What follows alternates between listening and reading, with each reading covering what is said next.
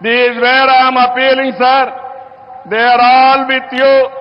You are fighting for the nation, for the poor people. All people are with you. Show your hands, we are with Narendra Modi.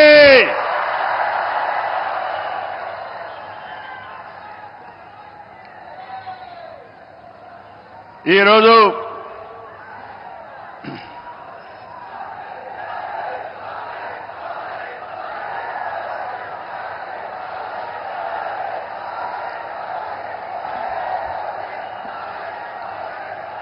సంక్షేమం, అభివృద్ధి, సంస్కరణలు, సుపరిపాలన ఇవన్నిటితో నరేంద్ర మోడీ గారు దేశాన్ని ముందుకు తీసుకెళ్తున్నారు.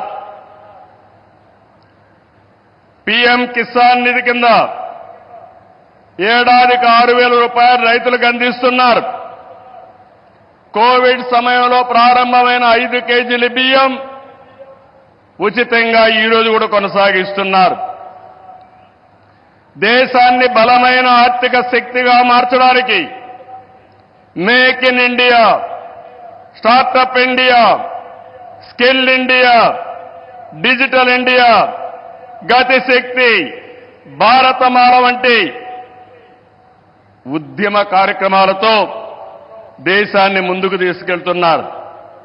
కరోనా సమయంలో సహాయం చేయడమే కాకుండా ఇప్పటికే మీరు చూస్తే కోట్లాది మంది ఇళ్లు లేని పేదలకు ఇళ్లు కట్టించారు.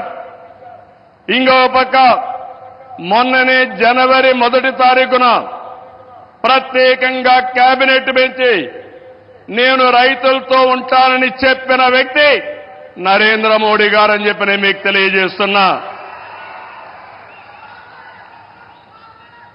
దీంట్లో 4 కోట్ల మంది రైతులకు లబ్ధి చేకూర్చే విధంగా పీఎం ఫసల్ బీమా కొనసాగిస్తూ నిర్ణయం తీసుకున్నారు.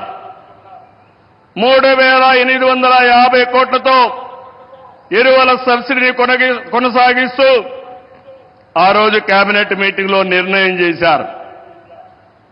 ఇదే కాకుండా ఈరోజు మనం చూస్తే పేదల కోసం సీఎం సూర్యఘర్, కుసుమ్ వంటి కార్యక్రమాలు తీసుకుని ఎక్కడికక్కడ మన ఇంటిపైనే కరెంటు ఉత్పత్తి చేయడం, మన పొలంలోనే కరెంటు ఉత్పత్తి చేసుకుని భవిష్యత్తులో కరెంటు ఛార్జీల భారం లేకుండా పేదలకు అండగా నిలిచారు.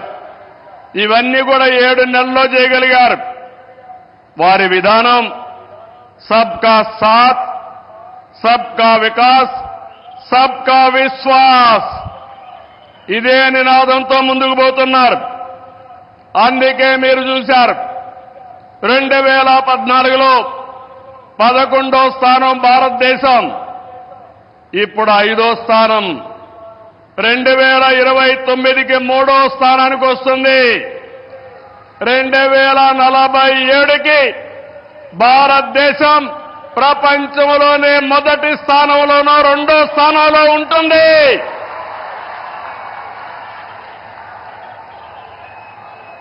ఇది ఏరే వాళ్ళకు సాధ్యం కాదు, ఒక్క నరేంద్ర మోడీ గారికే సాధ్యం. మన రాష్ట్రానికి వస్తే విభజన జరిగినప్పుడు ఆంధ్రప్రదేశ్కు న్యాయం జరగలేదని చెప్పి మొదటిసారి న్యాయం చేయమని చెప్పిన వ్యక్తి మన ప్రధాని నరేంద్ర మోడీ గారు.